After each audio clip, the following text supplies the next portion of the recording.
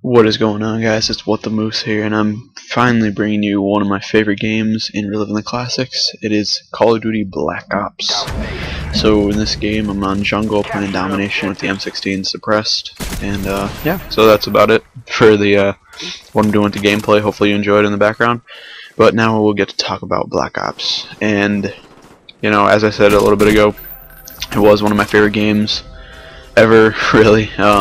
Both TREYARCH games, like in the past, except for Call of Duty 3. I know TREYARCH made Call of Duty 3, but that wasn't really that great. I loved World at War, and I love Black Ops, and I'm certainly excited a lot for Black Ops 2, because I personally do think TREYARCH is above and beyond the better developer than Infinity Ward, especially with Infinity Ward's recent, Modern Warfare 3 installment, and I wasn't really impressed by it. I mean, it's okay, I guess, but we're not here to talk about Modern Warfare 3. We're here to talk about Black Ops and what was good and what was bad about it.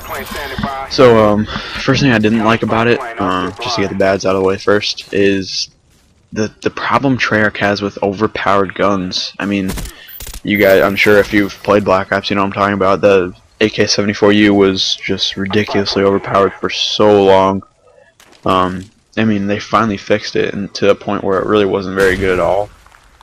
But then they kind of just forgot about every single assault rifle, mainly like the FAMAS and Galil and things like that, that just dominated everything. And also the underpoweredness,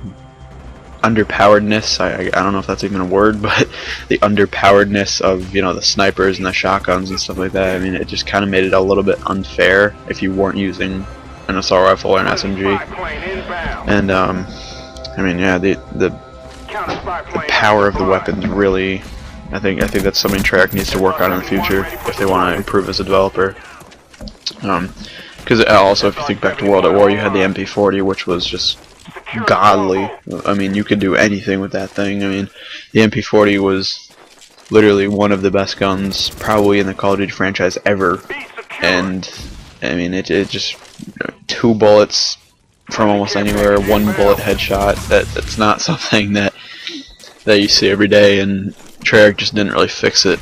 And I'm not trying to say that, I hate the game because of it, because as I said before, I loved World at War. It's probably one of my favorite games ever. Even, not even just Call of Duty games, favorite video games ever.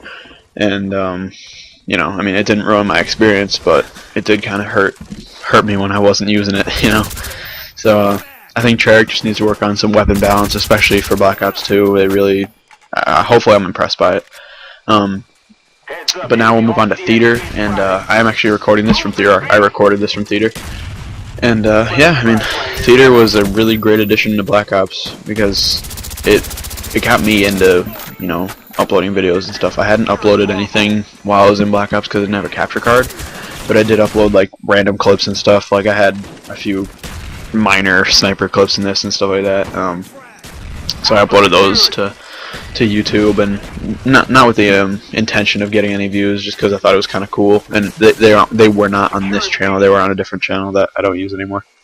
But yeah, I mean, I just think theater was a great addition. It really I don't want to say revolutionized the series, but I think it's something that's going to stay around forever now in Call of Duty. It's always going to be a feature. It's always going to be there, and players like me who hadn't, didn't have a capture card or anything like that, could actually, still do stuff on YouTube, or still at least make videos for their friends to watch and things like that. So I think it made a great addition. But I think something that would improve theater mode is the ability to use your mic, your headset for either Xbox 360 or PS3, or I guess PC also. Use your mic to record a commentary over, and then be able to upload a full-length video to YouTube straight from the game. I think that would be really awesome. In this game, there's, I think, a 30-second limit on the video, and in Modern Warfare 3, if you have Elite, the membership, you can upload a minute and only 30 seconds for a free player.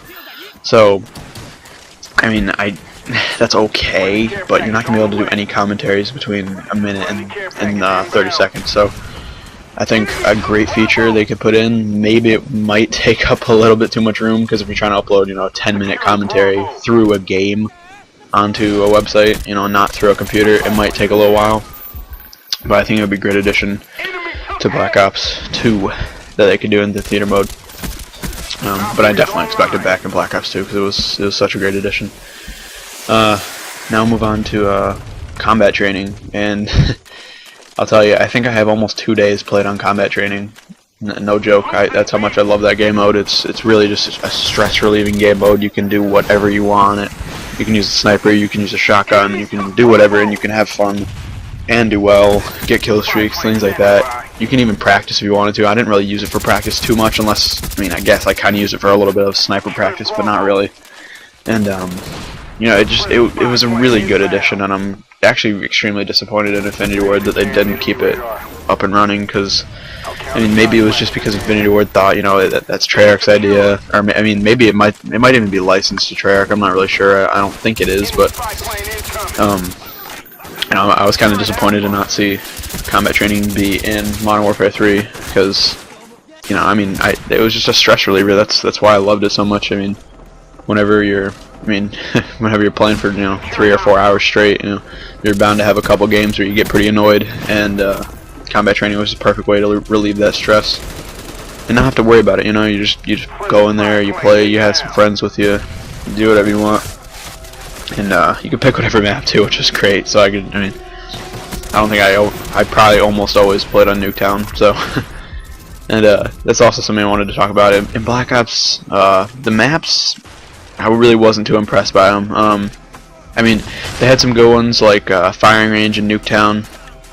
Trying to think of the other ones. God, I know there's a few others, but like things like this, Jungle. I never really enjoyed Jungle that much. You know, Array was an absolutely awful map.